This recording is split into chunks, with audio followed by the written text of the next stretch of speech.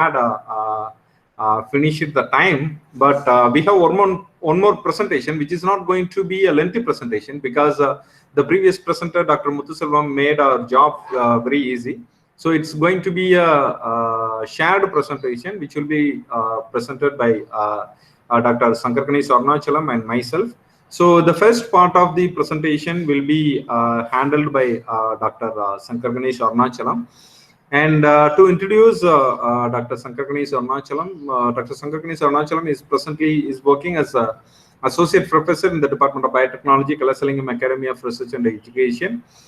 He did his, after his master's in applied microbiology, he started his research career at Indian Institute of Science, Bangalore, and then he moved to companies, Matrix Laboratory Limited, Hyderabad, and then he worked as a senior research associate at Jubilant Biosys Limited, Bangalore. And then he got interested. He resumed his research interest, and then he went to South Korea for his PhD. And then he came back to India. He worked as a research scientist at VIT University, and then he joined as an assistant professor in Kalasalingam University, and presently he is holding the position of associate professor. Dr. Sankarganesh has more than 30 publications to his credit, and most of his publications are in reputed journal. He has a paper in BBRC, Biochemical Biophysical Research Communications. So that stands for his uniqueness and research capacities. And Dr. Sankarganesh has also organized so many conferences, FDPs in Kalasalingam Academy of Research and Education. He also handled 2 grants from ACRB Government of India, and presently having 1 grant with a worth of 46 lakhs. That grant is ongoing. That was sponsored by Department of Science and Technology, Government of India. So he is also guiding PhD students and mentoring project students. He has a very good laboratory, cardiovascular and drug discovery laboratory in Kalasalingam Academy of Research and Education. So he had a good amount of experience, more than 15 years of experience in the field of science and research. So he's a good person to deliver you a wonderful talk on the basic elements of scientific writing. So with this introduction, I welcome Dr. Arunahalam to present his topic. Thank you. Thank you, Dr. Devaraj. Uma Priya, can you share the slide?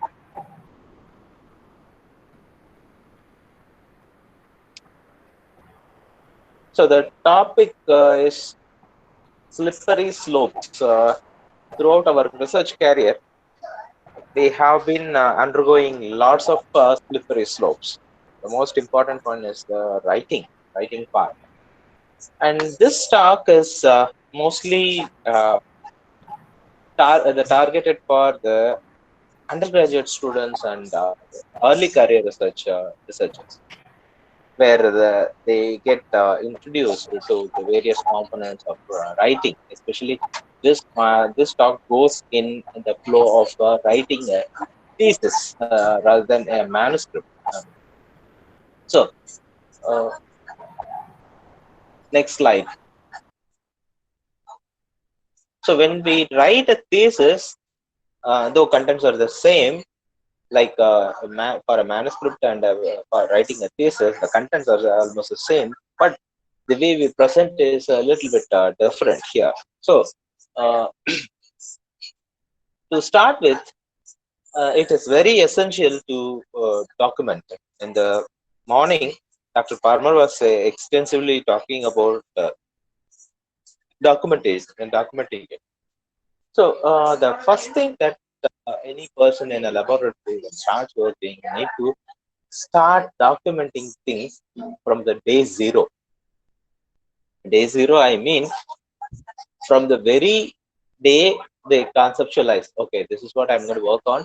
Then immediately they go undergo collecting the review.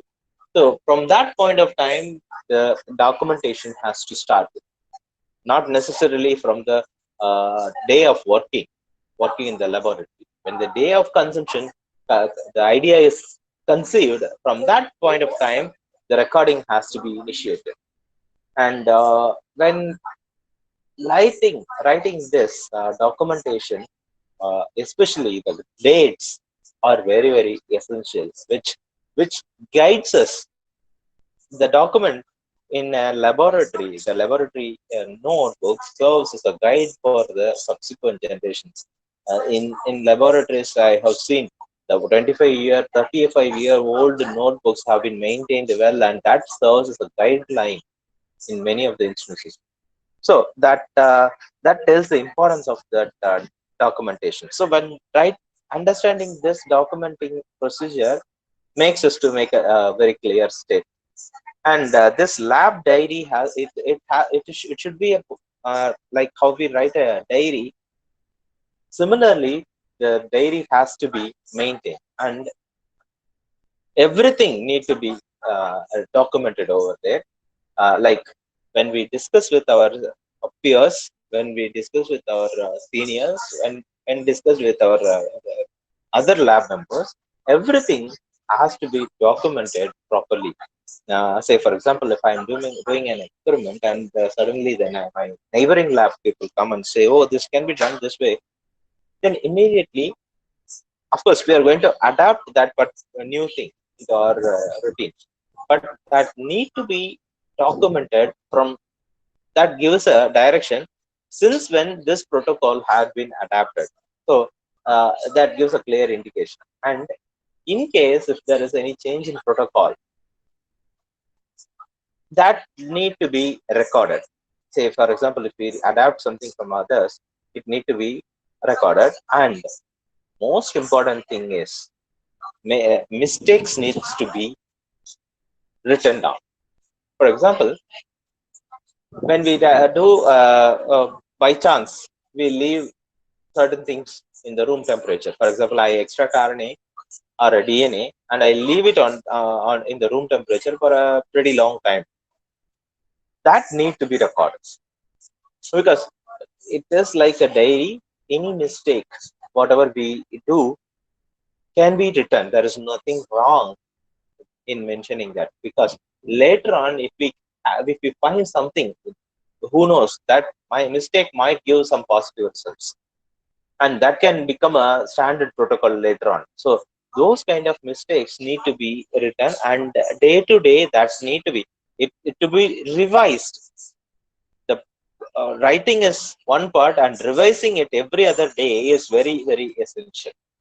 So I started off with slippery roads, but I'm talking about documentation because everything starts with the documentation. This documentation will be the guide for writing the subsequent of all the documents, all whether it's a lab manuscript or a thesis or a manuscript for publication. Everything starts with the documenting.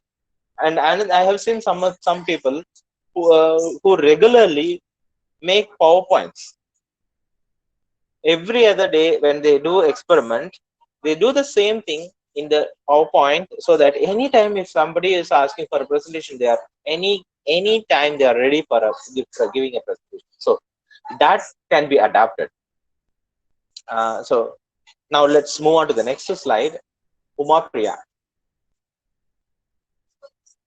Okay, so now let's move on to the title page. This title page, what I refer is it about the thesis part.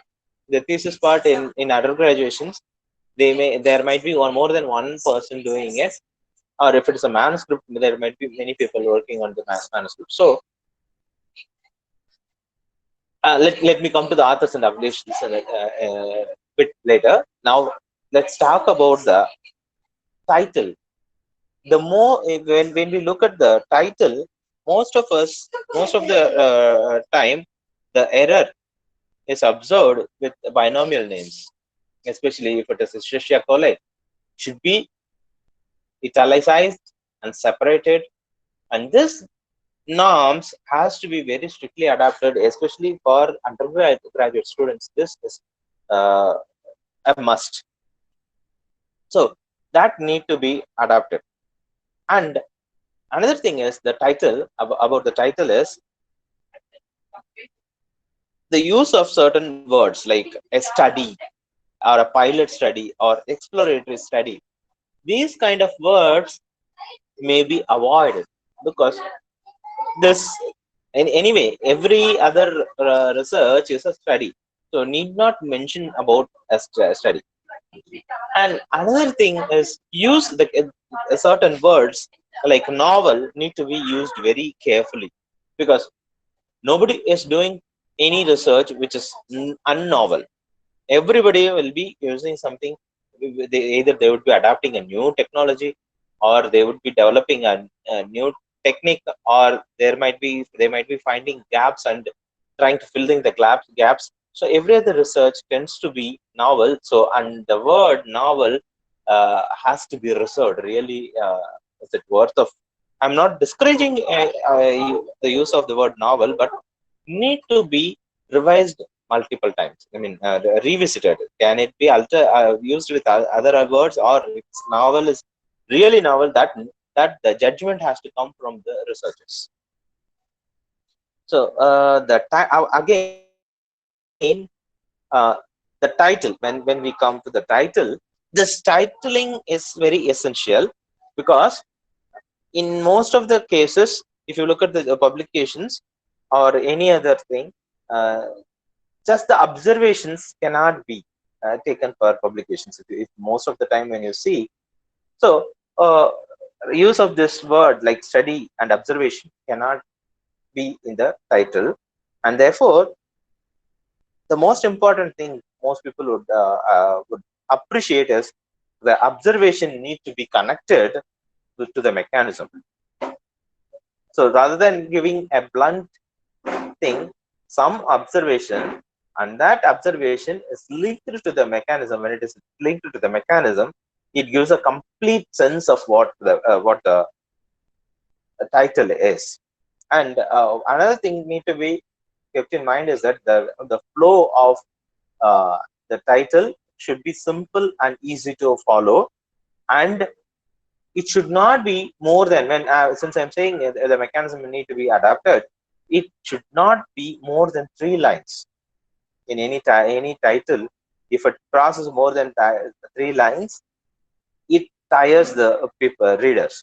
So that need to be done. But how to make the title is the one which is the index of your whole thesis or whole paper. So that how to name or how to title it, that has to be done in a very clear way. So to make it clear, I would like to tell the order in which the manuscripts can be written, or the thesis can be written. The easiest section, I would say, in a thesis or a manuscript would be writing the materials and methods, because we are not doing anything novel. In most of the cases, we are not going to discover some new technique. In fact, we are, most of the time we will be using the published the techniques. So writing materials and methods will be the first part to be done, and second part can be the writing the results, because results are right there. The results, the materials and methods we have already, and the results are right there with us. So these two things, when it is written in this order, the results are made into concrete, and then go for discussion. So discussion can be done in the third part, after writing materials and methods, results, and then go to discussions. You may ask what happened to introduction. I'll take a minute to explain that. When we write discussion, we have a clarity of what the paper is talking, or the thesis is talking about, what the paper is talking about. So therefore we have a mental picture, and Then comes the conclusion part. Summary and conclusion should be written in the fourth one. So the order of writing the manuscript or a thesis is materials and methods, followed by results, followed by discussion, and then summary, and followed by conclusion. And then get back to introduction. So this introduction, only when we know who are all involved, it is like writing a plot for a drama. Only when the climax is there, to get the climax, we connect the dots. So after connecting the dots, finally the climax comes. So the climax tells what dots to connect, and those dots need to be introduced in the introduction. If it is written in the other way around, if introduction is written and then coming back to discussion, we might lose out a lot of points. So when soon after writing discussion and some discussion, summary, and conclusion, it is essential to write the introduction, and then the introduction abstract can be written. And after writing the abstract, it should go in this following order. So we have a conclusive idea about what the paper is talking about. Then we go to the title. So the title is a very short form of the flow goes like this. Conclusion is the short form of discussion, and discussion and abstract is a narrow form of shortened form of conclusion, summary and conclusion. And title is a short form of the abstract. So we are concentrating in this flow of writing. We keep concentrating things, and the title comes in a nutshell. So the title becomes very nutshell, and still it conveys the essential part of the study. So this has to be followed. And authors and affiliations, when it comes to authors and affiliations, this is something common error that many of us are doing. There need not be designations. Say for example, in case if we are going for a publication, we need not mention UG student, PG student, or PhD student, or professor, associate professor. None of these things are necessary. None of the standard journals accept this kind of any designations. Just that the laboratory name and the department, school, and institution is sufficient, and never any. This is the common error that many have been observing. And the use of emblems should be appropriate. When we are going to present in a different institutions, we have to use our institution's emblem primarily. Many of this error we observe most of the times with the undergrad students. They tend to use the institution where they are going, that institution's logo they tend to put. This is a common error which needs to be avoided. And the order of author should be: first author is the one who executes the experiment, and the second author is the one who supports it, and it gets diluted. But again, the last author is the corresponding author. In some cases, the first author himself acts as the corresponding author. That's a different case. But in most of the cases, the last author is the star author. Otherwise, they are called star authors, who plays the very vital role. That is, the mind work is done by him. That's his brainchild. So that is the order to be followed. And this is especially for undergrad students when they are using the template from others. Say if they get this template of the one front page from their seniors, they put a different year and they don't change it, and as such they come. If their senior is 18, 19 batch, then they come with the same 18, 19 batch when they are writing it for 20 and 21. So when they obtain, this is especially, I want to stress on this point, the undergrads use this mistake. So can we go to the next slide? And then this is especially for the thesis. In thesis, we include number of certificates. For example, declaration is done, and then bona fide certificate and other documents like ethical clearances for animal experiments or the permission letters from authorities. Say, for example, if we take municipal wastewater from municipal wastewater treatment plant, we get the permission from them. So that letter need to be enclosed here. So wherever we go, we obtain a formal letter for obtaining their resource, using their resource. Those letters need to be enclosed, and other documents like mm, these kind of documents need to be included. And then in this maintaining hierarchy, the reason I included here, we write after in any certificate or bona fide certificate, there is a signature from the HOD, from the coordinator, and then the guide. Now, I especially stress on this point. We have a writing practice of left to right. All the Indian languages, we write from the left side, left hand to right hand side. So, what the order should be maintained is the least is the one who is on the left hand side, and as it goes to the right, the hierarchy increases. So that order need to be maintained.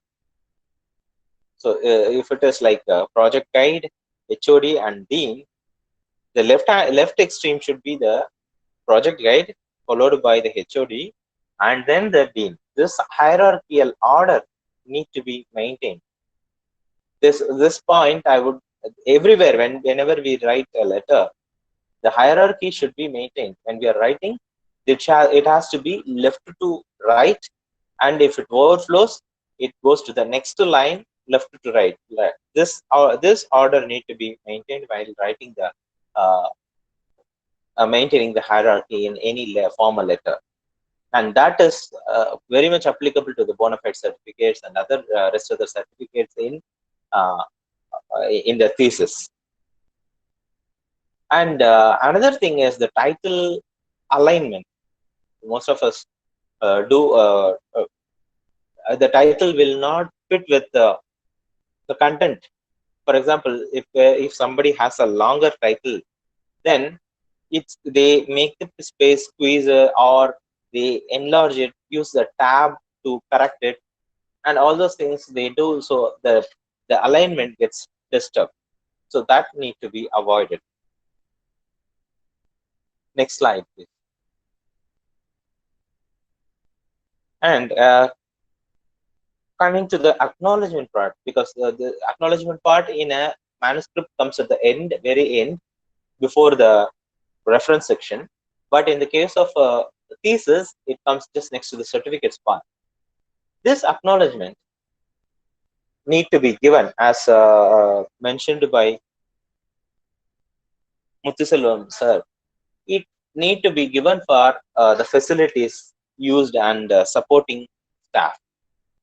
Especially the gifts received need to be mentioned, and before writing the names of the people who provided gift, that need to be informed to them. That shouldn't make any problem for them. So it need to be mentioned to them that this plasmid was a gift from, or this primer is a gift from so and so. So that, but prior notice has to be made so that they are aware, they are very much aware of what is written, what they are providing. And especially the research support gifts received, and then financial support as research grant need to be properly documented, and individual fellowships, if at all it is obtained, that need to be mentioned. And there is an order of acknowledgement which need to be, which is worth mentioning here. First one to be is to be the supervisors. The first one to be acknowledged is the supervisor, followed by the organization, and followed by the financial supporting agency. In most of the cases, we tend to think that financial aid is can be mentioned at the end, but instead, just after the organization, the financial support need to be mentioned. Whether it is an individual fellowship or it is the research grant, both need to be mentioned soon after the organization support. And after that, any sincere support given by any other individual is worth mentioning and acknowledged, should be acknowledged. So can we go to the next slide, please? Yeah. So after writing this part, we have abstract, and what can be there in the abstract? In fact, it is a miniature of the whole section. In any abstract, we have any of the thesis, we have the following contents like background, introduction, backgrounds, methods, results, discussion, and conclusion. And the same has to be reflected in the abstract. And this should be the order. The background can be 10% of the entire abstract, and the methods is 15% results, and the discussion has to be 35% each, and the conclusion, the final concluding section, should be to 5% of the entire word count. So any abstract should completely convey the total content of the entire thesis. Okay, now let's move on to the next slide. Introduction versus background. Many of us get confused with introduction and background. Introduction is the part where we are concerned about the preliminary data about the topic, but the background need not have any preliminary data. Here we introduce, and the research, in the introduction part, carries the research questions and what is the aim and what is the objectives. They need to be mentioned in the introduction part, but the background, rather it is in this case, the research questions, aim, and objectives are very clear, to the point content. In the whereas in the background, there is a lot of in-depth discussions of the topic is provided. The background tells who has done and what kind of outcome has come, and what is the research gap in that area. All those things are mentioned. In fact, background supports the research question, and background supports the aims, and aims support the objectives. So this is the order it goes with. And finally, the introduction always ends with a key question, whereas the background need not have any questions. It is just a piece of information. It's plain. It is passed on. The introduction should be written in such a way that it induces curiosity in the reader, so that they go and read the background. The introduction part induces a curiosity in the audience or the readers, so that they develop an interest to go and read the background, and the background always supports the arguments made, and in fact it supports the research questions. Can we go to the next slide, please? Okay, coming to aim and objectives. This aim and objectives, in a study, the aim cannot be more than one, whereas objectives can be multiple. This can be made an analogy with vision and mission. Vision is what we want to achieve. It's a general statement, and aim and vision are like overall purpose or desired outcome. But the mission, when it this is I'm comparing it with the vision and mission. The mission is the way of achieving it, achieving the vision. That similarly in objectives, there are acts or as instructions. They act as instruction for to reach how to reach the aim, or how to prove or test the hypothesis raised in the aim. And it is in a short range perspective, like it should be objective,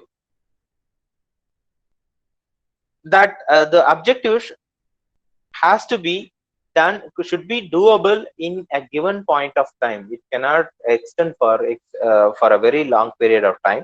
So uh, the ideal features of any objective would be specific, measurable, achievable, realistic, and time bound. It should be very specific point, and there should be a mechanism for measuring it. The success, the success or achievement should be measurable and should be achievable. It should not have a very vague kind of statements, and should be realistic and time bound. So the time, it should be doable in a given specific point of duration of time. And most of us tend to think that objectives means it has to start with the two. For example, to measure the concentration of DNA, to evaluate the effect of the drug, to evaluate the drug of, it need not be. It need not start with the word to, but unfortunately, many of us keep following that. It can be avoided. There's nothing wrong in writing that, but can be avoided.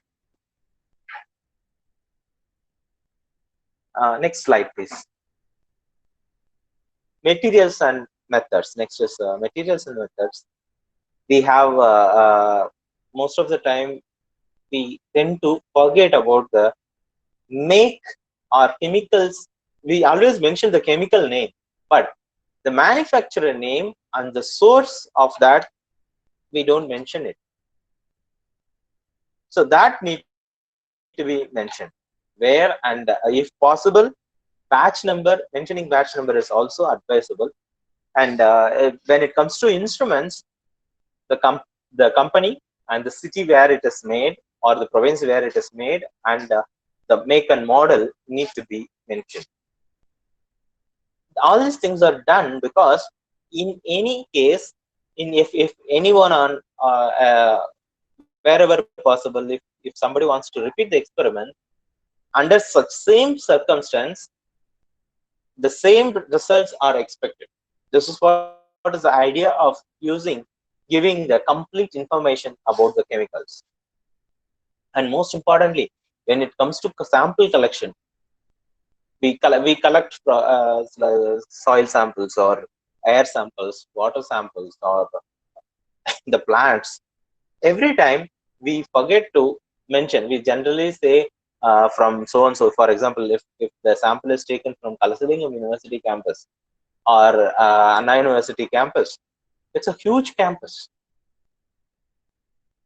Mentioning it at the exact location is very essential. The coordinates need to be mentioned. In these days, we have smartphones which are enabled with the GPS, and using the GPS, we can exactly locate the position of that particular sample. And most importantly, when we do the plant or water samples, if it is in the case of seashores, the time of taking, the time, what I mean is day of night, exact time, and which part of the year, May month or June month, the month and the year, every complete information should be provided.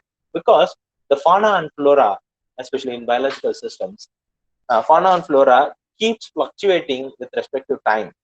So the same, for example, if we take algal samples from sea, the algal population and the fauna flora might change with respect to time. So to track of that, this need to be mentioned. And when we write and also it is when it is animal experiments, we need to write the housing method where it is kept, and ethical clearance obtained. All those information need to be provided. The housing, how, where it is positioned, and what kind of light is given, daylight is given or artificial light is given, and how much of hours of day night, and how much of water were they restricted from taking water or food during any part of time or part of the study, or whether they were given free access to water and ad libitum. All those information need to be provided when it comes to animal experiments. And in methods, this point has already been discussed by the earlier speaker. The use of tenses should be like carefully followed. Voice should be in passive voice. You use past tense and passive voice when only when these two things are taken care of, the rest other things go in a smooth way. Otherwise it looks very awkward. And and most of the undergraduate students tend to write the protocol like take 7 ml of, take 5 microgram of. So that has to be avoided. And just not taking it in a past tense, took 5 micromolar of. Instead, just write it like 0.5 molar of sodium chloride was taken, rather than writing took 0.5 molar of sodium chloride. Okay, that need to be very carefully given. And the next section, the results. Again, as I said, the tense used should be uniform and the past. And in this case, when it comes to results, citation need not be there. There is not necessary. There is no necessary of including any citation. And this has to be a plain document which talks only about facts. There need not be any supports or justifications. That has to be a plain document with only facts. Other things like what order it has to be written. There has to be a coherence in the order of results, starting from the first experiment and then to the next experiment and then to the next experiment there. And this has to in parallel go with the discussion part. So therefore this should not be shuffled. The order of experiments, the order of results need to be in a coherent manner, so that and another most important thing they need to be kept in mind, that this is the writing a manuscript or a thesis is not writing a crime thriller stories. In thrillers, we hide certain part to reveal it in the climax. So, but here it is not the case. We are not. We should not be having an intention like reveal it at the end, or the reader should not guess it. Such tendency should be avoided when we are writing the manuscript or thesis.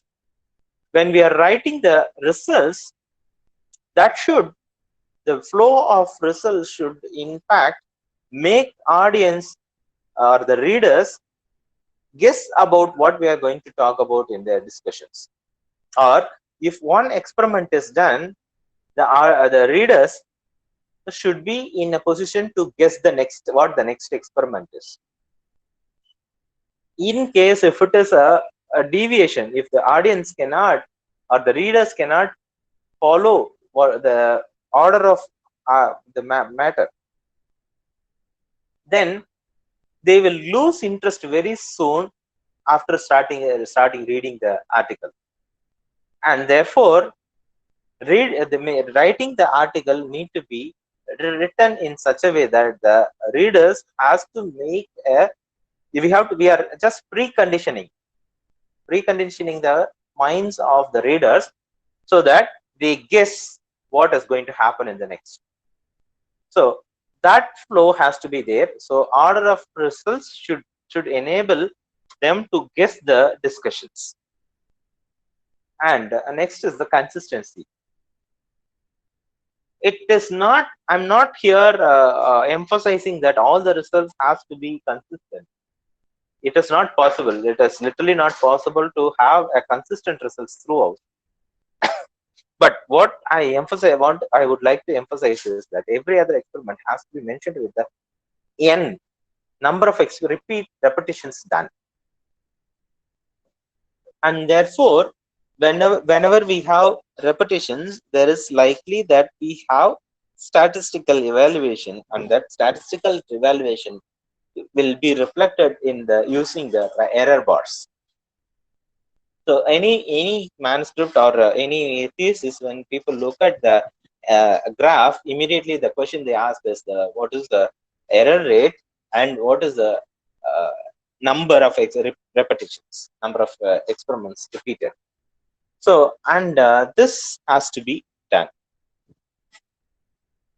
And when we are writing the results, as pointed out by Muthuselvam sir, that mentioning tables and figures within the content is very, very essential. At least once we need to mention it, or wherever it is necessary, it needs to be pointed out, highlighted that this is in accordance with the results which we obtained in so and so figure. So that need to be clearly mentioned. Next slide, please.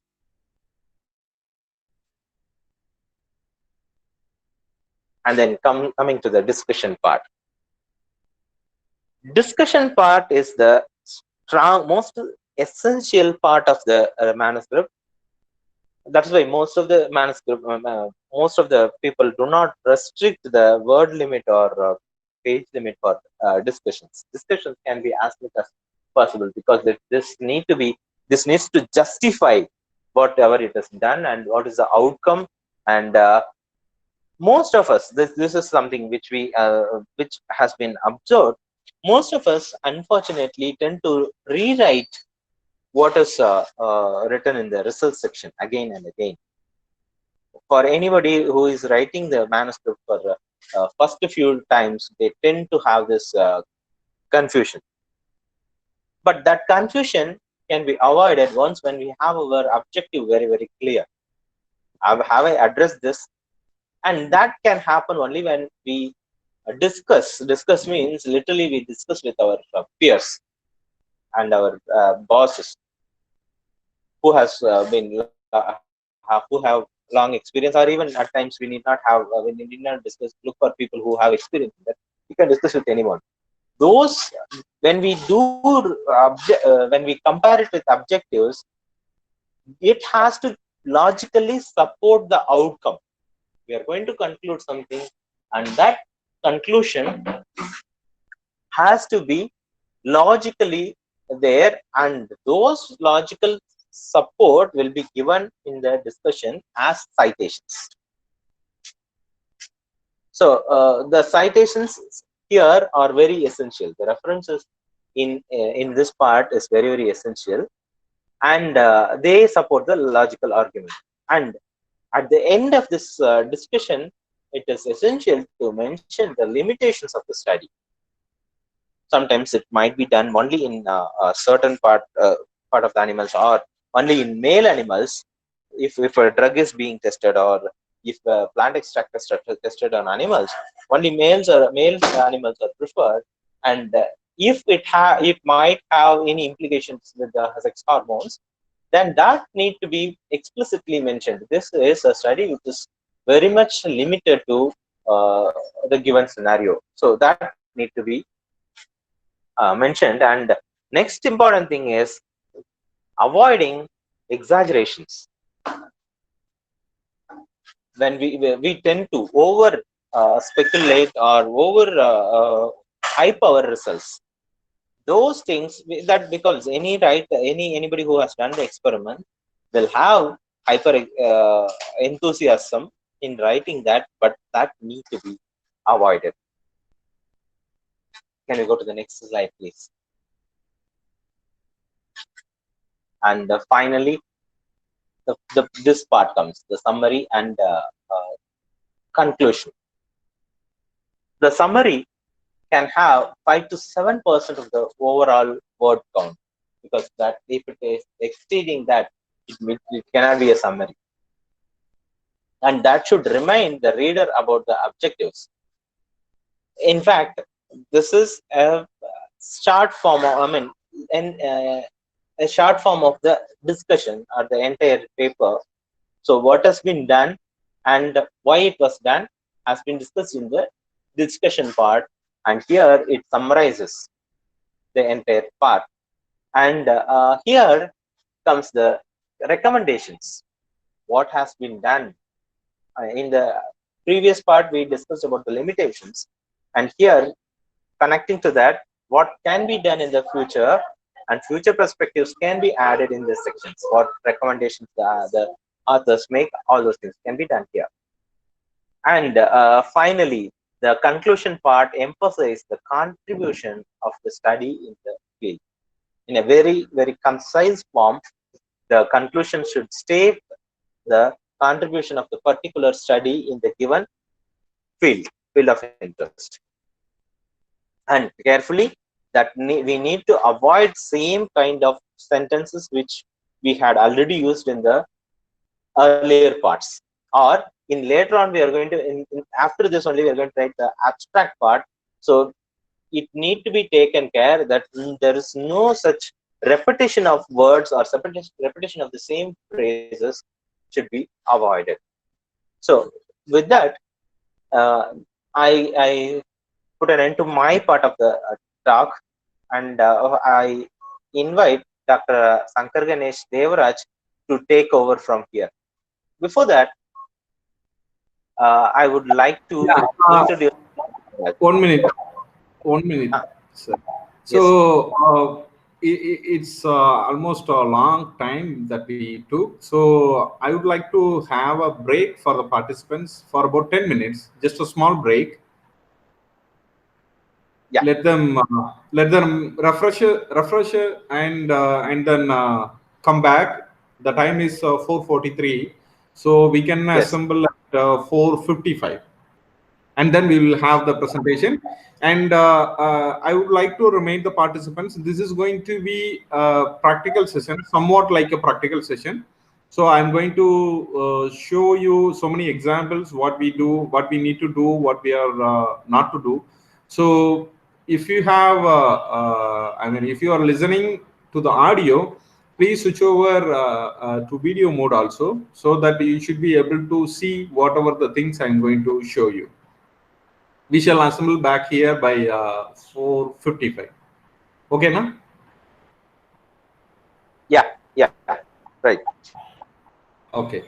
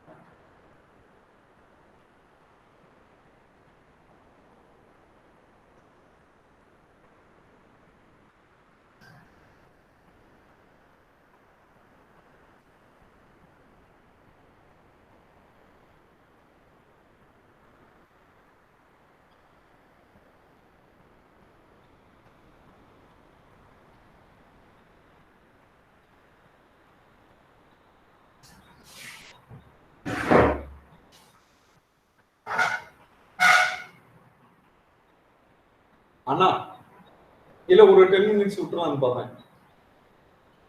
10 minutes விட்டுட்டு, ஏன்னா எல்லாருமே பயங்கர ஆமா இல்ல ஏற்கனவே நமக்கு பயங்கர டயர்டா இருந்துச்சு. அவங்களுக்கு ரொம்ப டயர்டா தான் இருக்கும் கண்டிப்பா. பார்ட்டிசிபென்ட்ஸ் கம்மியா இருந்தா ஒன்றும் பிரச்சனை கிடையாது. பட் ஒரு 10 நிமிஷம் பிரேக் விட்டோம்னா அட்லீஸ்ட் இருக்கிறவங்களாவது கொஞ்சம் இன்ட்ரெஸ்டா லிசன் பண்ணுவாங்க. ஏன்னா ப்ராக்டிகல் செஷன் மாதிரி போக போகுது. அதை நம்ம ரொம்ப போட்டு படுத்தக்கூடாது. ஓ அப்படியா? ஓகே ஓகே ஓகே, ஒன்றும் பிரச்சனை இல்லை. நான் ஹேண்டில் பண்ணிக்கிறேன். 4:55 நீங்க ஸ்டார்ட் பண்ணி விட்டு போயிருங்க அப்படியே. சரி ஓகே ஓகே. இந்த உமா பிரியா கால் பண்றாங்க, நான் கூப்பிடுறேன். சொல்லுங்க Uma Priya.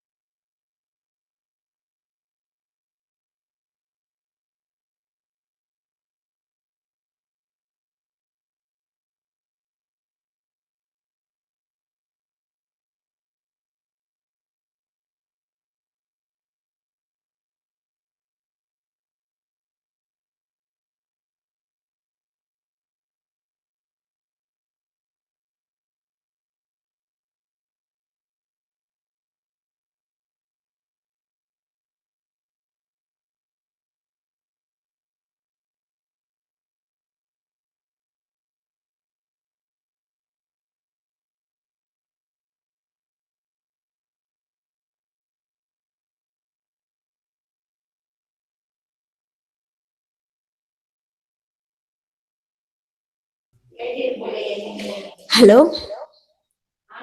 Hello sir.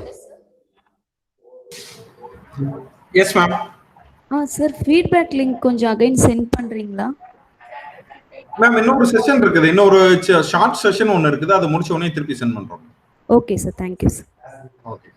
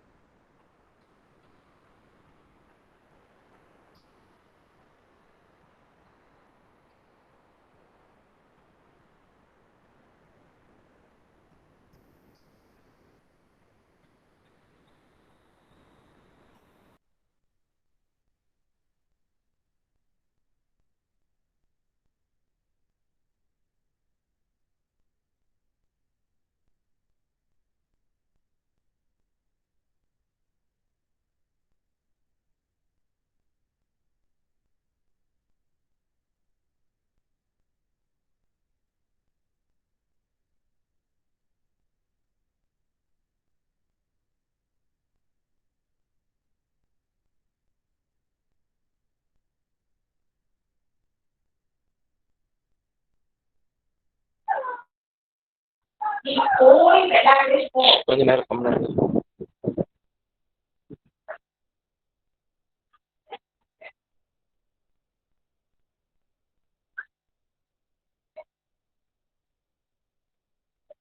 Devaraj, can we start? Yes. Okay. It's my pleasure to introduce Dr. Sankarganesh Devaraj. Dr. Devaraj graduated from Department of Environmental Biotechnology from Bharathasan University, from where he got his PhD. He did his master's from the same department, Bharathasan University. He did his undergraduation from Ayyanada Janaki Ammal College, Sivakasi. Dr. Sankarganesh has extensive experience in abroad, where he worked in Texas Technological University in USA and Research Institute in Semiochemistry and Applied Ethology in France. All this, I have known him since for the past 7 years. He is a wonderful person and a person of high ethical standards. So, presently he is associated with the Department of Microbial Biotechnology, Bardiyar University, Coimbatore, and where he is working as a postdoc fellow, the prestigious Kotari Fellowship he is undergoing, and he is associated with the Kalkalingam Academy of Research and Education as assistant professor. He is on a sabbatical leave, working as a postdoc fellow in Bardiyar University, Coimbatore. And with that very brief introduction, he has, and it is worth mentioning that he has authored more than 25 papers, and he is inventor in 2 patents, and he has received 12 awards, national as well as international awards, and he is a member of 3 academic societies. So, with this brief introduction, let me call Dr. Sankarganesh Devaraj to continue the presentation. Yeah, thank you very much for a generous introduction. So we are going to move on to the next part of the last presentation. So it's a shared presentation, and Dr. Sankarganesh Arunahalam has presented a half, and I'm going to deal with another half, where we are mostly focusing on the practical aspects. So I'm going to do some demo for you. So participants, if you're listening the audio, please listen the video also, so that you could be able to catch some points. So the first part I'm going to deal with is communicating for corrections. So when we do work with a manuscript, we have so many problems when you are keeping the files, because when you, especially during the time of your PhD, you give the title like thesis final, and the second document as final thesis, right? So after some point of time, you will have a confusion which one is the final, right? So it's better to have a proper marking on your files related to your research, so that it would be easy for you to track the files, which one is the latest and which one is the old. So I have given some examples. So I'm working on a manuscript which is deals with the hepatotoxicity. So I would prefer to give the title like Hepato Manuscript DSG revision. DSG means my name, a short form of my name. So you can you can use any initials of your name and a revision and a date, right? So the same can be applicable to the supporting files of that manuscript, figures or tables, etc. Right? So most importantly, you need to have the date actually. So whether it is 15 or 16 July, 17 July, so and so, right? And if you are going to work on the file within the same day, you can better add something like 12 p.m., 2 p.m., 5 p.m., something like that, right? In such a way that you are not going to lose anything, right? You will have all your files in a secure manner. And the second one vital tool that I'm going to do a demo is the track changes. So whenever you work with the files, I'm opening another model sheet where I can show you some examples, right? So the model sheet, what I'm presenting here is, wait for a minute, stop sharing. So now I'm showing you a Word document, right? Yeah, sample document. So now share, right? So for example, if this is a part of our manuscript, is if I'm working on this particular file, right? So what is the track changes? Track changes is something like an option which is embedded with Microsoft Word, which will be very useful for you to correct the manuscript or revise the manuscript by so many authors at a time, for example, right? So for to do this, you just need to click review button in a Word document, right? And then, for example, here I would like to delete this one, disruption during the process of development. So I would like to delete these two words, right? Then I can select track changes, and then I can select the words what I'm going to delete. I can press the delete button. It will track the changes. When you put your cursor on this button, it shows my name, Sankarganesh, deleted, right? So this is a kind of useful thing where you can use it for your manuscript correction. And when you are going to have some doubts on this example, development, you can post some comment also. So do you mean the development? Something like that, you can post the comment, right? And then you can save this as a latest file, and you can send it to co-authors. For example, if multiple authors are present in the same manuscript, right? If everybody is doing the correction, right, it should be known to all the authors, and particularly for the first author. You should not neglect any point. You should not consider any point as not important, right? You should consult with the first author. So I should ask queries like this, because I mean in situation where I don't have a proper physical connection with the first author, I can use the track changes. And then when you are not going to when you are not going to highlight anything without track changes, then you can unclick the button track changes, and then you can do regular correction, something like this, right? So the track changes is one of the most important thing. Most of you are very much aware of these things. This is particularly for the graduate students and the PhD scholars who are all at early stage of their PhD, right? So moving on to the next one, next topic in the presentation. So window, yeah. So track changes is a vital role. Track changes plays a vital role in your correction of any scientific document. And most importantly, you should not confront on any statements. This is something like when you are saying something, some words in the manuscript, and the first author or the second author have difference of opinion, right?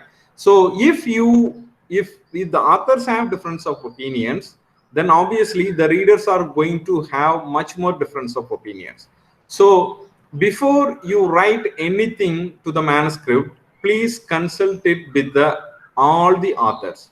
And all authors should have read the manuscript and should have agreed the words what you have written. It should have agreed every single word what you have written inside the manuscript. So if there is any discrepancy, if there is any difference of opinion, you should consult with all the authors, and you should change it in an appropriate way, which will give more clarity to the readers. Because the ultimate purpose of publishing a research article or writing a report is known by others, right? So you need to be very careful with the usage of Word.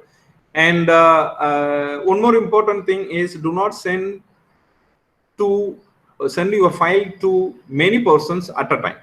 This will create confusion. For example, if you are 3 authors in a manuscript, if the first author is distributing the manuscript to the remaining 2 authors, if that 2 authors work in an independent mode, then it will be very hard for the first author to receive all the corrections and to put everything in a single Word document, right? So you should not do such kind of thing, and you should not I mean the same is repeated in the next comment. So do not make corrections while being checked by others. If the first author is saying like, I will look on the manuscript for 2 days, right? By that time you don't need to do any correction. You can look on the manuscript, but you should not input any corrections in the document, right? Then it will be hard for the next authors to include the corrections.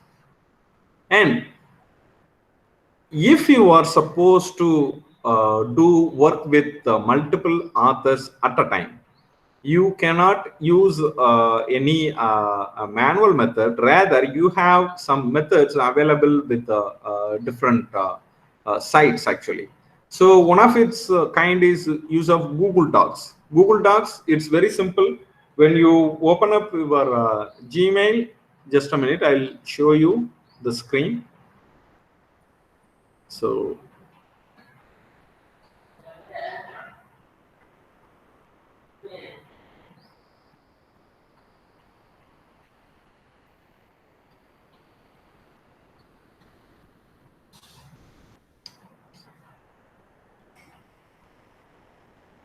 yes, yeah. So just a minute.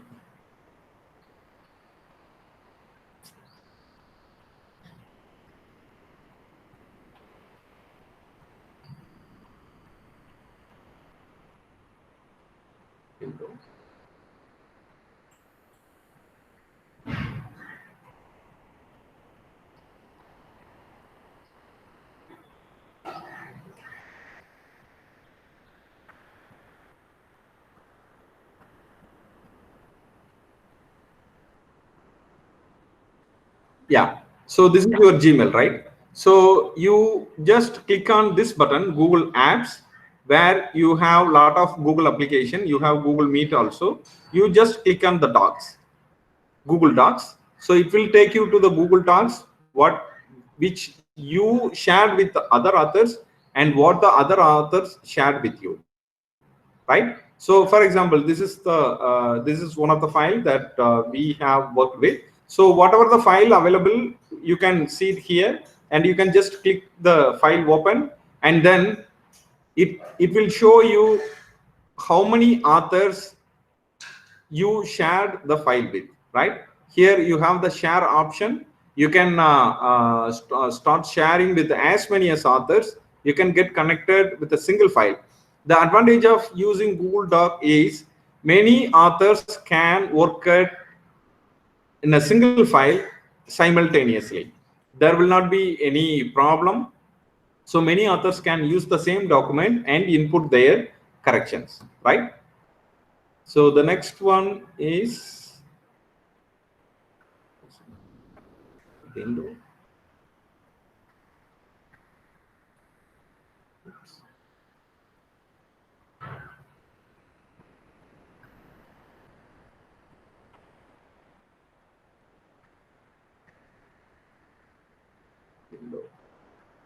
Yes. So that's all about the Google Docs. But Google Docs have some limitation. When you put your manuscript, especially when you are putting your manuscript into the Google Docs, the alignment will be missed. If you are putting a table, the alignment will be totally collapsed. And the second most disadvantage in use of Google Docs is the problem with input your citations. You cannot include your citations, something like what you are working in Mendeley or EndNote software. That won't be visible in Google Docs. But similarly, you also have some other online tools or devices which are like Dropbox, Microsoft OneDrive, iCloud, etc. So Dropbox or something like you have some specific applications, right? You can download the application in you can use it in 3 computers at a time. You can have it in your office laptop, and you can have it in your personal computer, and you can have it in your home computer. So wherever you work, you can create some folders. I'll try to show you how it works. So present now a window. Yeah. Yes. So it's something like this. Your Dropbox will appear like this. So when you can create different folders like this, right? And for example, I have a file folder called manuscripts. Inside the manuscripts folder, I have different manuscripts, right? Inside each manuscript, I have so many subfolders. I have so many files working with it, right? So Dropbox has some advantages where you can group all your files into different folders. It's something like working on your personal computer. You can create as many as folders, but they are giving free memory up to 1.5 GB, I think. So by referring to your friends, you can get up to 2.5 GB. More than that, you need to pay, right? So you can create folders and you can create subfolders. So all you need to do is you need to connect it with the internet. For example, if I'm having this in my laptop, so if it is connected with the internet, then all the files, all the works, whatever I'm doing in the Dropbox will be synced online. So when I go to the office, I can open my computer and connect it with the internet. So all these folders, all these files will appear on my personal computer, which is available in the institution. So it's something like you do not carry all the documents. You can have it on your personal mobile phone also. It is available in the App Store. So you can download the Dropbox, and whenever you are in travel, if you are supposed to send any files, urgent files to anybody, you can just click the files and upload the files into your mail and then send it to somebody else, right? So this is also possible with the Dropbox. And the next one is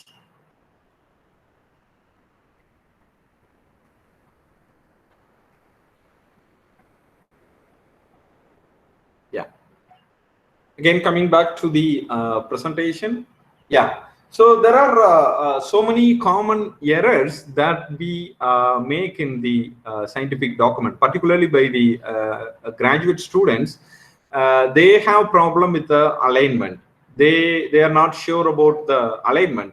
So sometimes, most of the times, they use like instead of tab button, they use the space bar to make the line hang, and they are not aware of line spacing, right? So for any scientific document, the line space should be more than 1.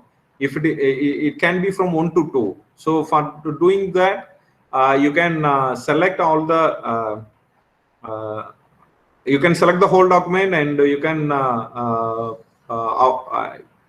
give appropriate line spacing, and you can also use line numbers also, which will be easy for you to review any correction. And you should use space between words and special characters. Special characters, something like if you are using a parenthesis, if you are using a bracket, right? So it's something like here, if I am putting a bracket, most of the students used to not to allow any space between the word and the bracket. It's something like this. Something like this. You should not do it like this. So you should have a space before the bracket. And most often this mistake I have seen with many graduate students, different font size in the same line. So after finishing your document, you should select the document completely, and you should check for the font size as well as font, right? And subscript and superscript, for example, if you're writing H2SO4, right? So most of the time they are their H2SO4, they give everything in the same format, right? So H2 used to be your subscript, and SO4 again 4 used to be your subscript, right?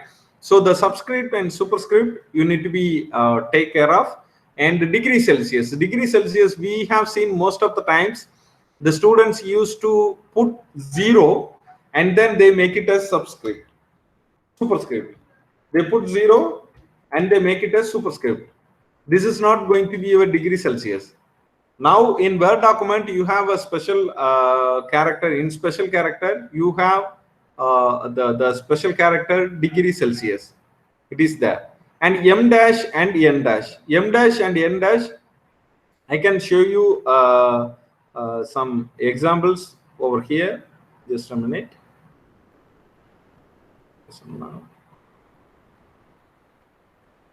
Window. Yes.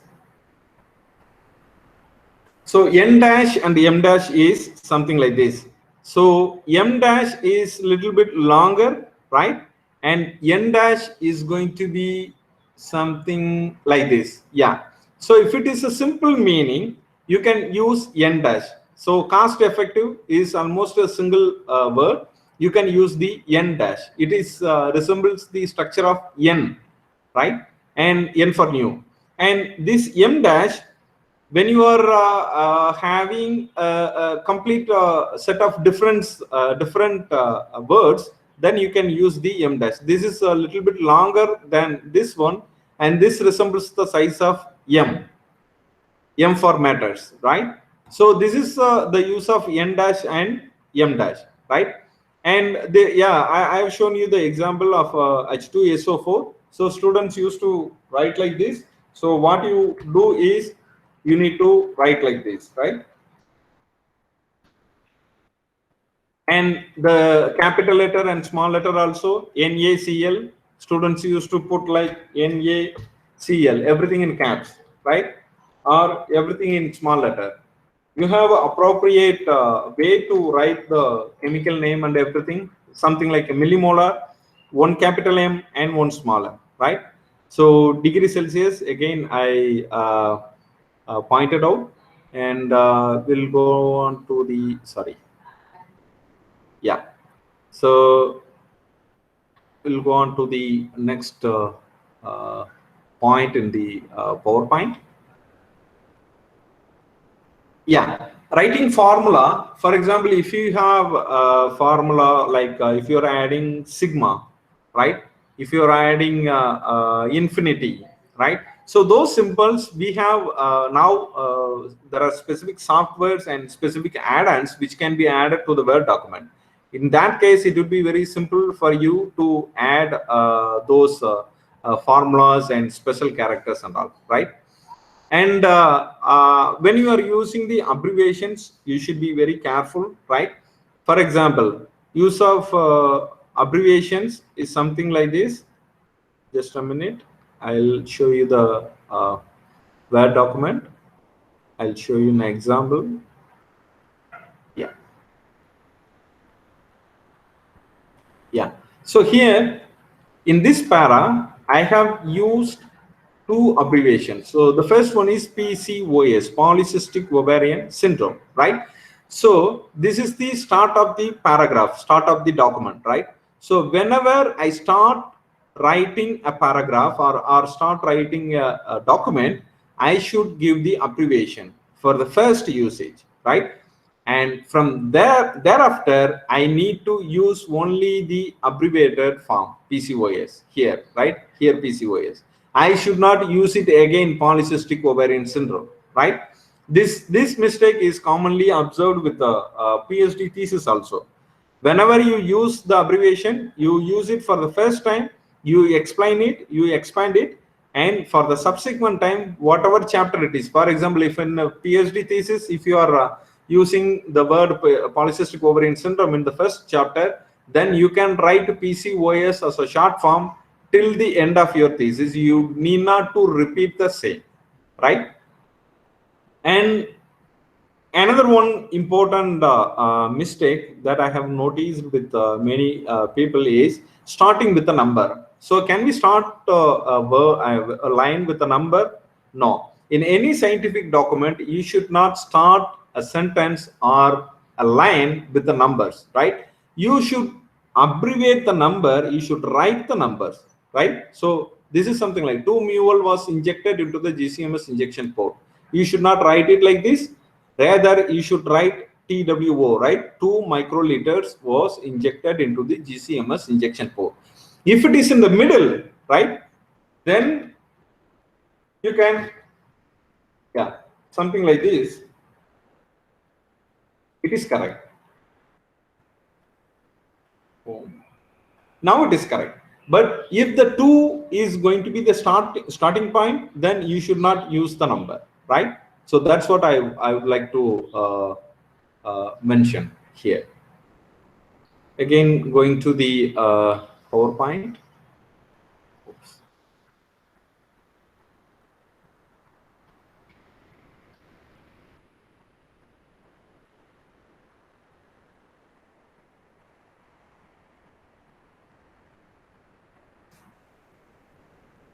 Oops. Is the PowerPoint visible?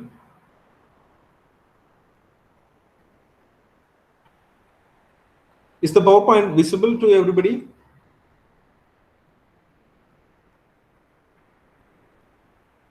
Okay, just a minute.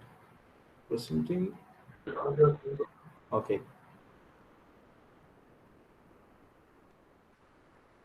Okay. Is it visible now?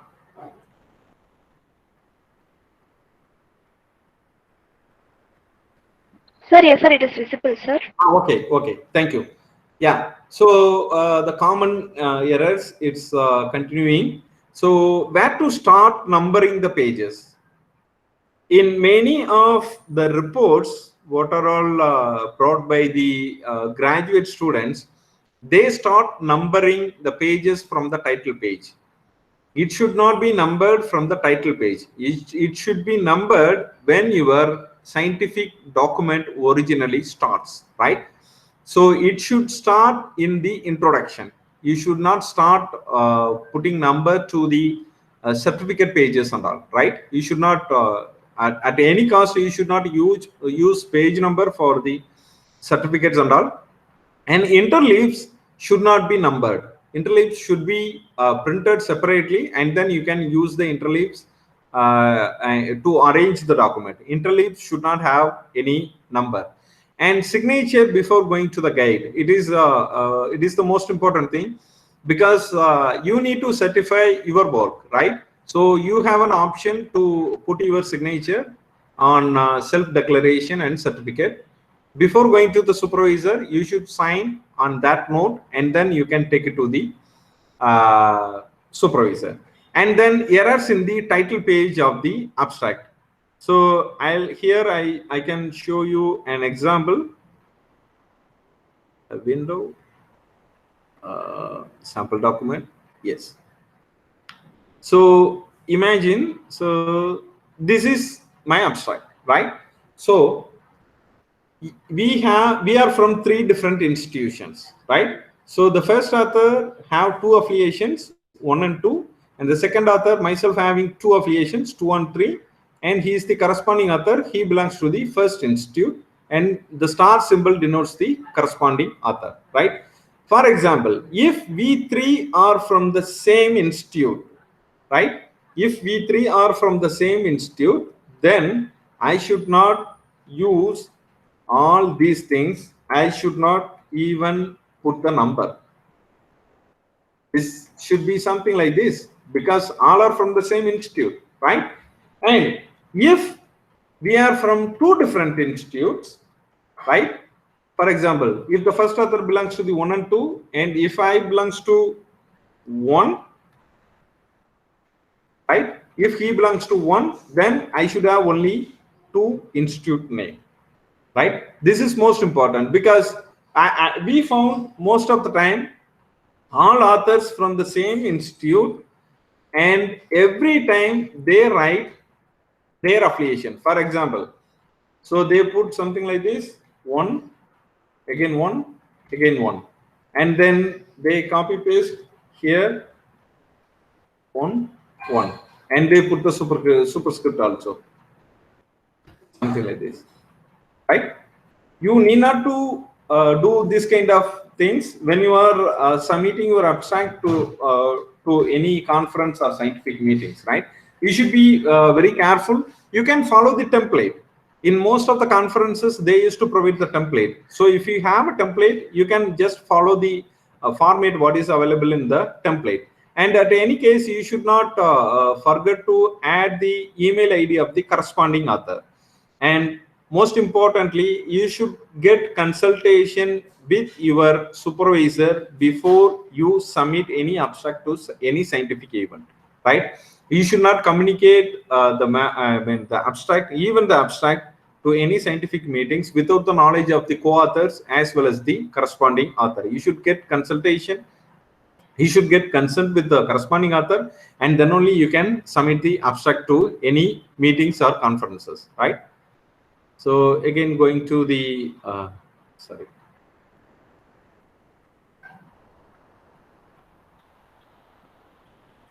again going to the presentation. Yeah, and handling pages, right? Handling pages, it's something I'll show you the example. Do not let it hang. For example, a table starts in page 1, right?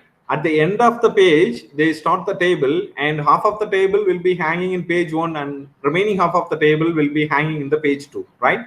If it is supposed to do, the whole table can be accommodated in the page 1, or it should be, you can give some space in the document and you can move the table completely to the page 2, right? It should not be hanged, specifically when you are using the tables and figures, right? And it is an universal rule that the title of the table should always be on the top of the table, right? And the title of the figure should always be in the bottom of the figure, right? And both tables and figures should be self-explanatory, right?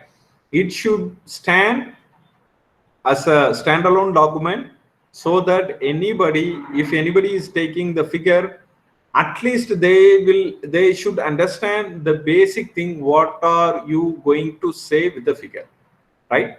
And figures and cliparts, I think this has been enormously discussed by Dr. Muthuselvam.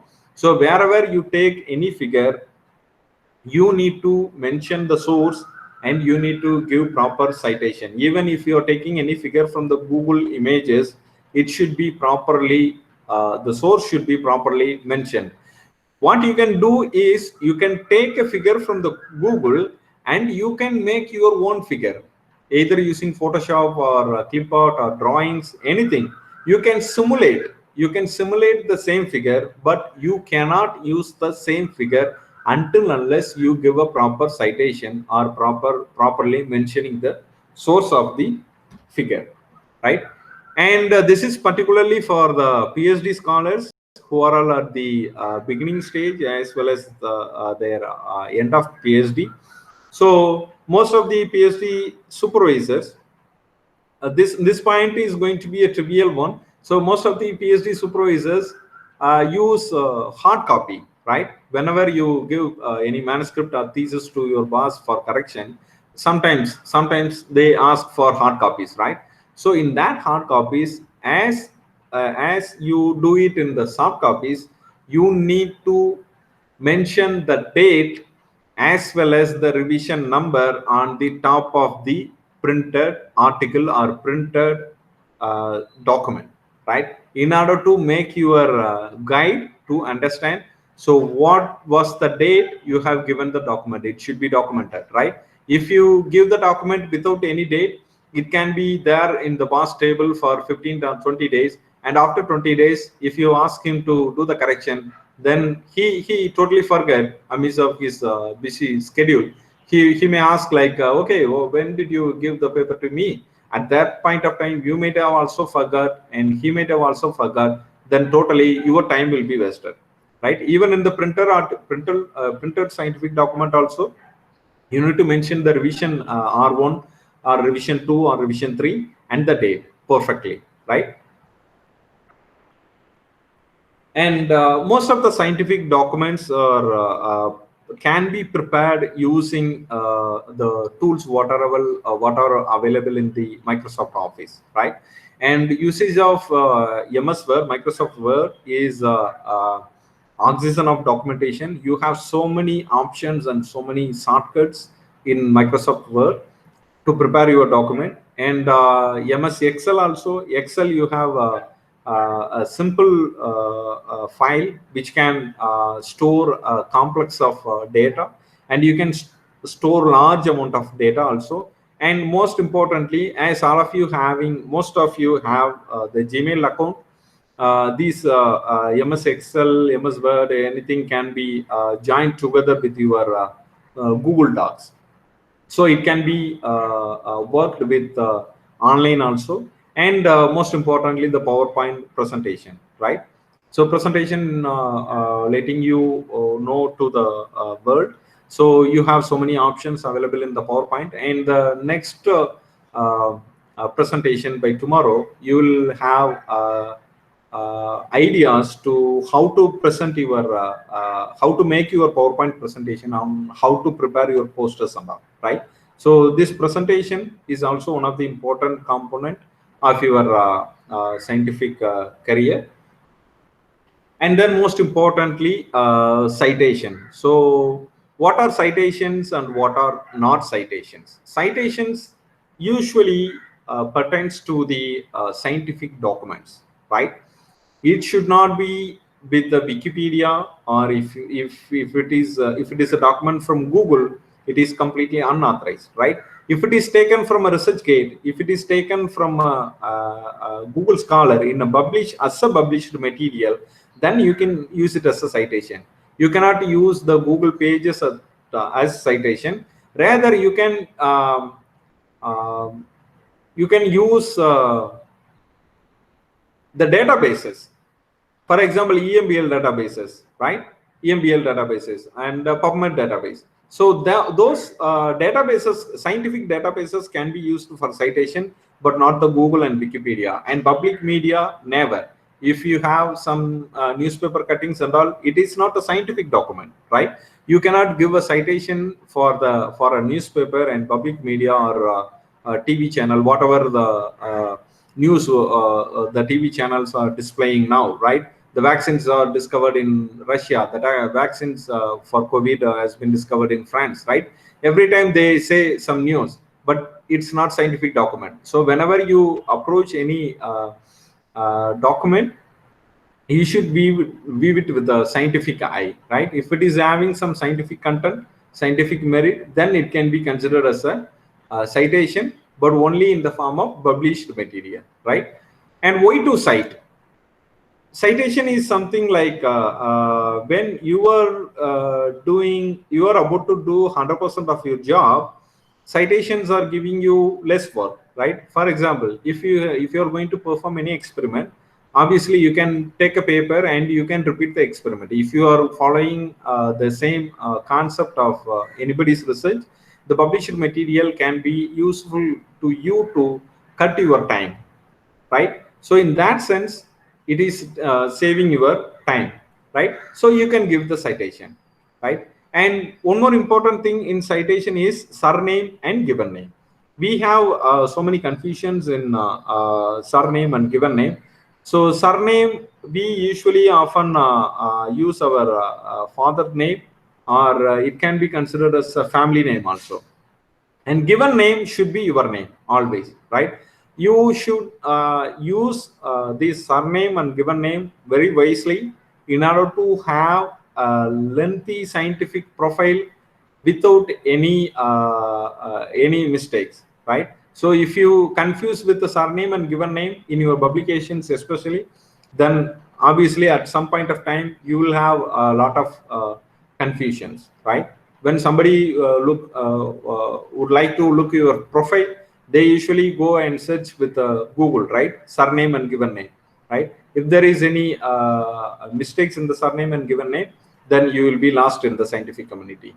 And consistency of names, you should always give the proper name, and you should make it as a consistent one, right? And for example, if you are using two names, right, the name should be consistent throughout your research period. You should not join both the words of your name, something like that, right? And single author, double author, multiple authors. As you know, if it is a single author, we need to have the single author inside the text also. If it is a double author, you should use and in between. For example, if it is a paper written by Uma Priya and Sankarganesh, right? In the citation also you should say Uma Priya and Sankarganesh, and inside the text also you should say Uma Priya and Sankarganesh. And multiple authors, we always know that multiple authors can be suffixed with et al, first name and the et al, right? And traditional citations gives you so many mistakes, because you are copying and pasting whatever the content available in the internet, and you are making a perfect, you are trying to make a perfect format using your Word document, right? So to avoid those circumstances, there are some good citation managers available. The first one is EndNote, and the second one is Mendeley. Mendeley is a software. Mendeley is an application given by the Science Direct. It is very useful. I'm going to give you a short demo how we are using the Mendeley. So this is going to be the end of my presentation. So we'll start with the demo of Mendeley, and then I can wind up my presentation. So present now. A window.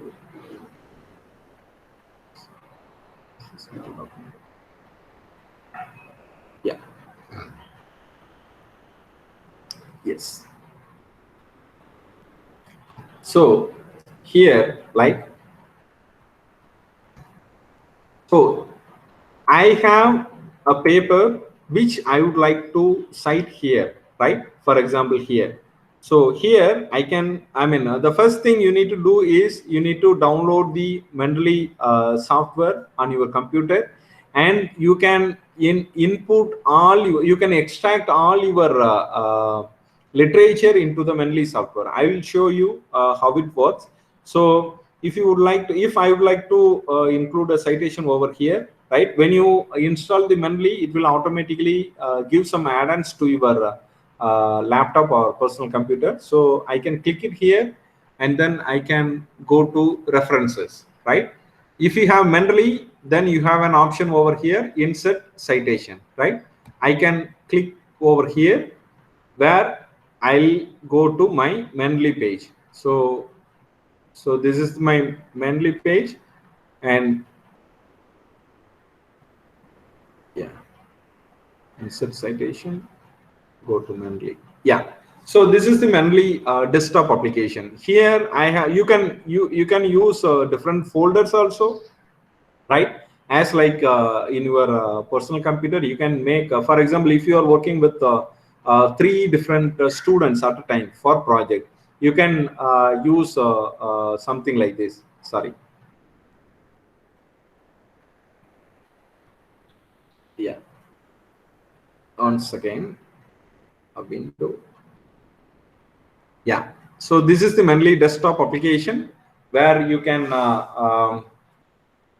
see a complete list of manuscripts, all documents, what I stored it here, right? For example, if I'd like to mention this as a reference in that Word document, I can click whatever the document I would like. I can just click, and then, oops, cite. That's the option. Just a minute.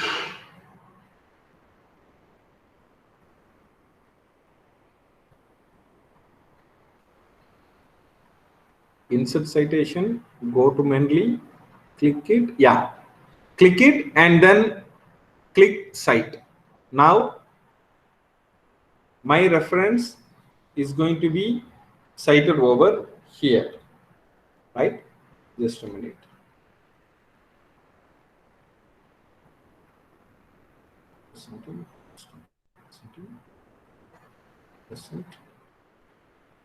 New window. something like that. Yeah. So now my citation is over here, right? And then if I'd like to make the list of references, then I can simply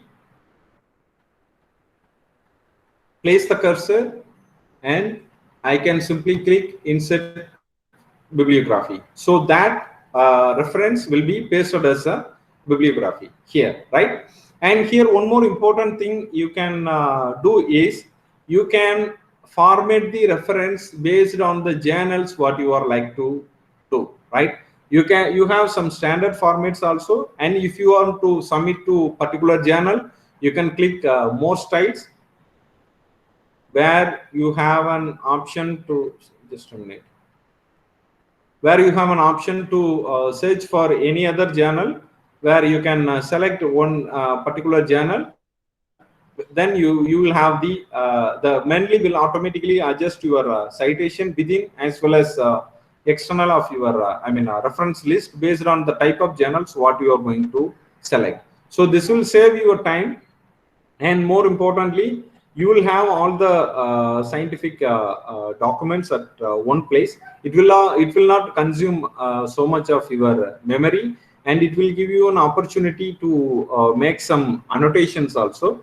And most importantly, when you are changing your paper from one journal to another journal, what you need to do, you just select the document, select the references, and you can select the journal which you would like to resubmit the paper. So automatically it is going to be adjusted with a new journal. So you will not have any problem, and you will not need to spend most of your time in to change the references. So this is one of the important application, reference citation manager. And you also have EndNote also. You have similar other tools. You can use any one of it for your convenience. Yes. So stop sharing. So now I will do. Yeah.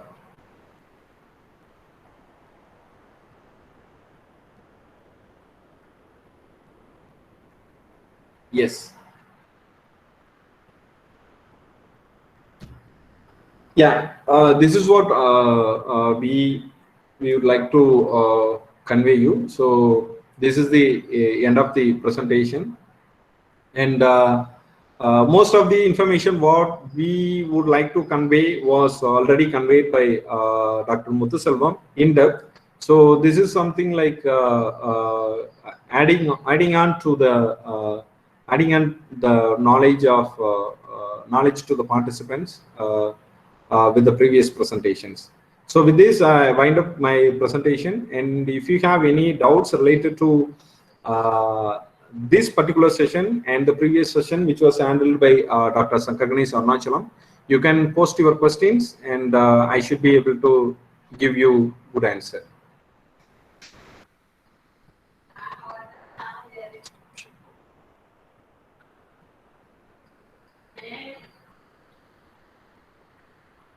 And most of these demos are available in the YouTube also. So you can watch any specific channel in the YouTube for the usage of these reference managers and all. And still many more to come in the next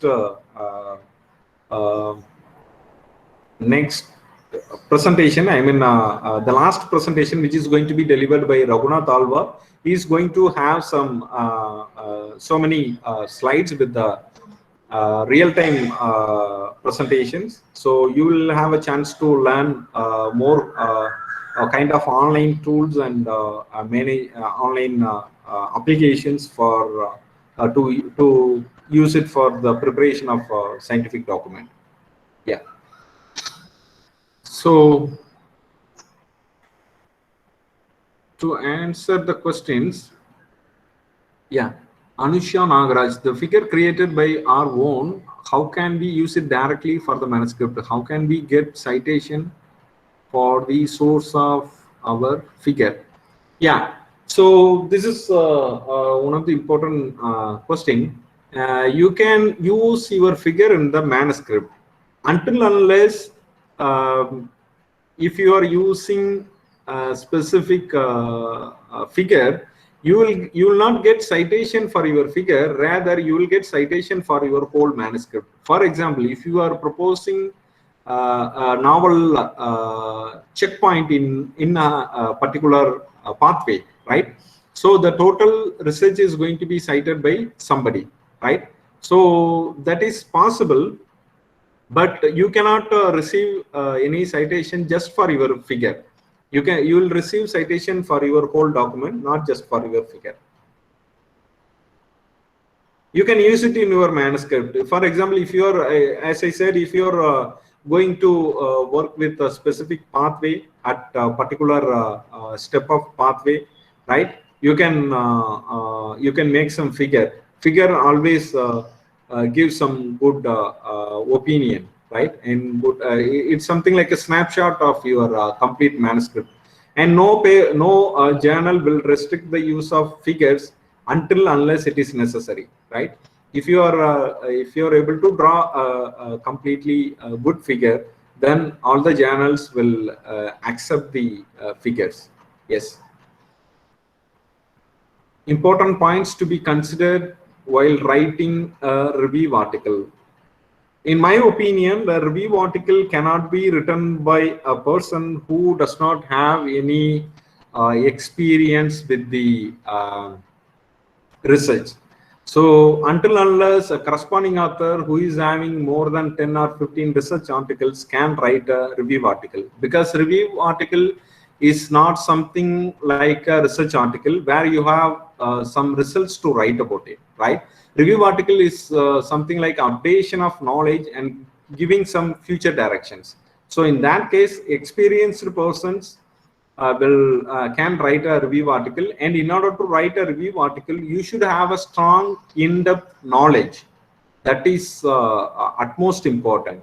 You should read at least, in my opinion, you should read at least 200 to 300 papers to get an idea to write a review article. Then only you can propose something new, because whatever you are going to propose is something available, then there is no use of writing an updated review article, right?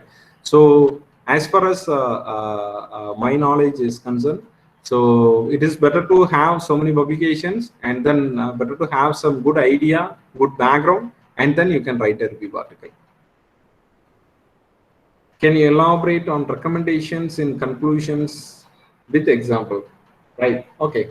So with example, I can say my research as an example. I am working on to identify some biomarkers in the urine of women who are affected with reproductive syndromes, right? So my conclusion can be something, these biomarkers could be used to develop some diagnostic kit in the future, which can be used for the immediate diagnosis of this particular disease in women.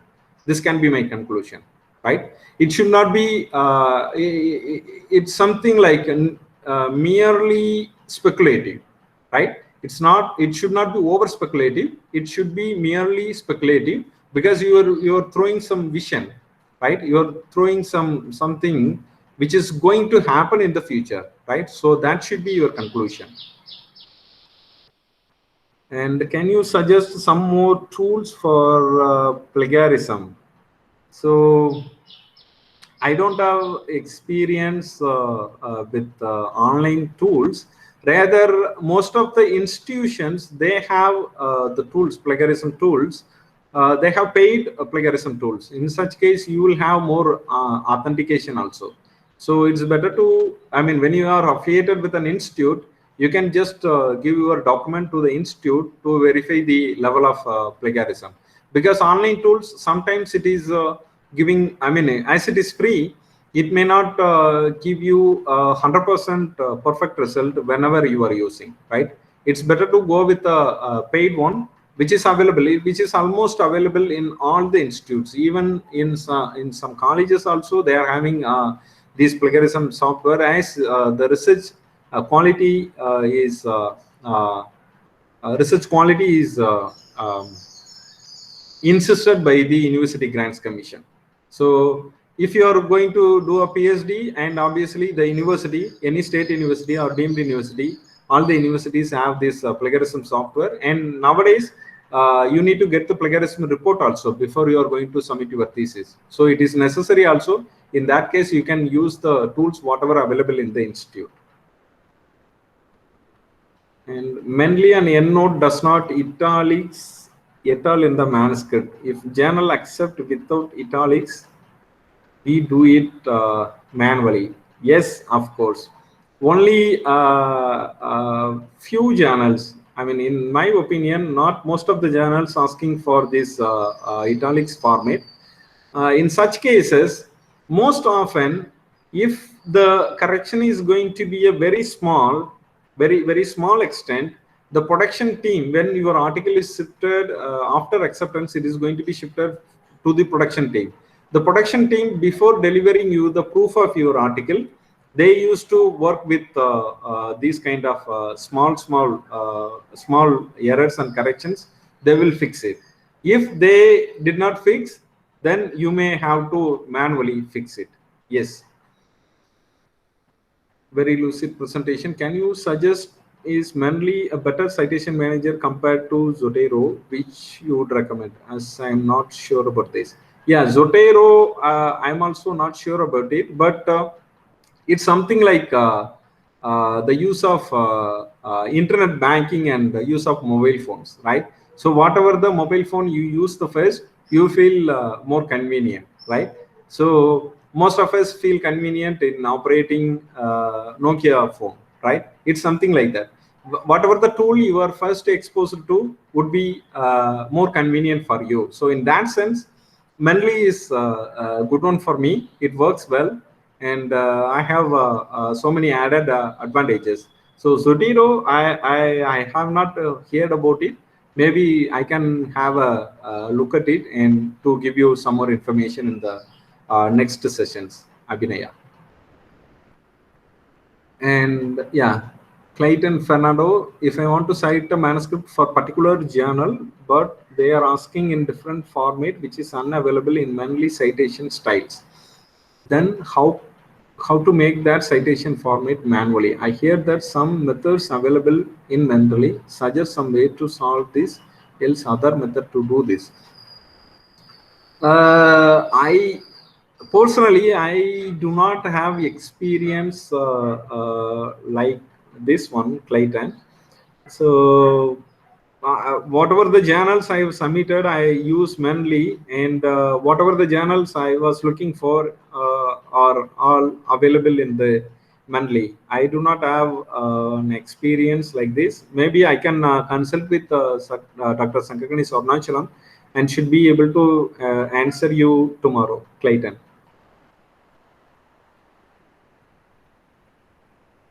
Thank you. How to convert a plot or image in Excel PPT? Okay, so the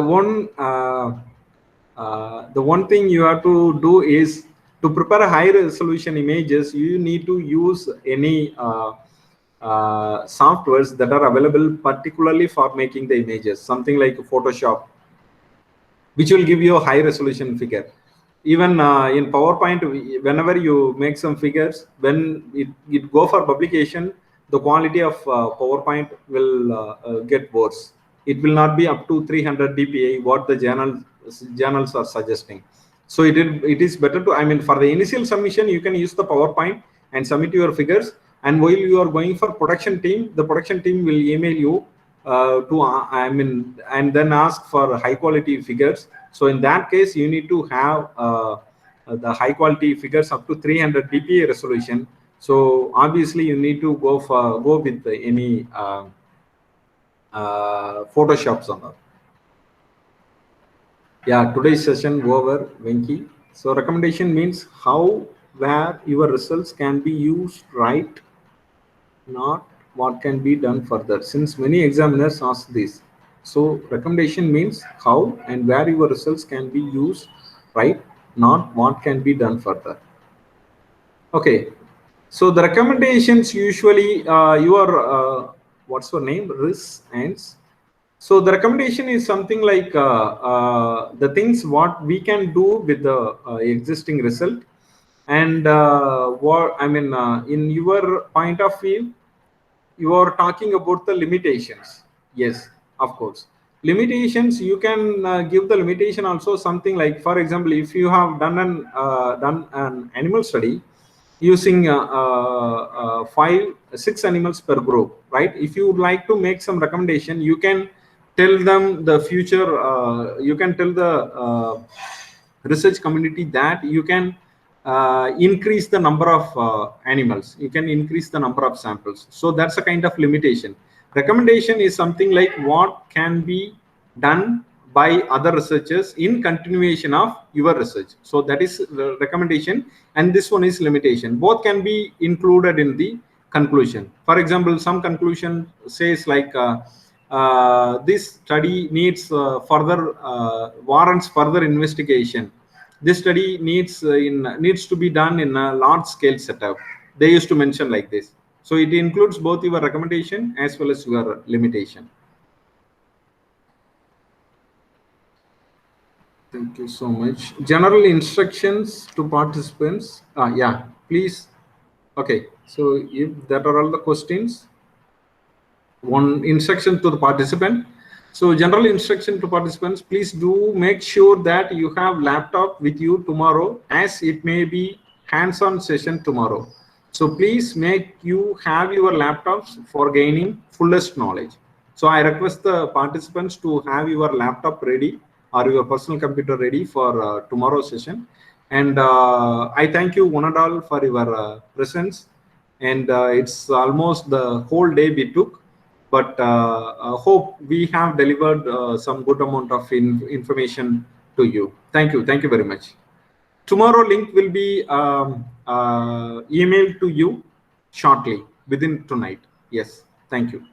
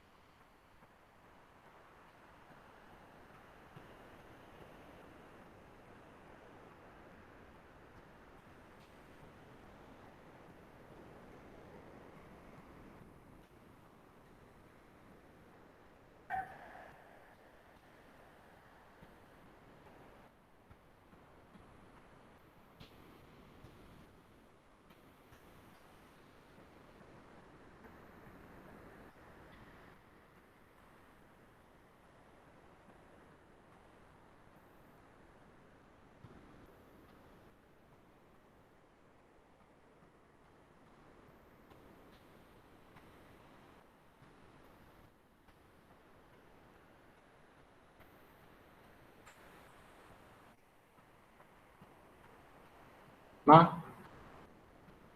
சங்கர்கணேஷ் அண்ணா சொல்லுங்கண்ணா. எப்படி போச்சு? ஆ ஒரு meeting ஓடிட்டு இருக்கு. ஓ ஒரு நிமிஷம் இருங்க.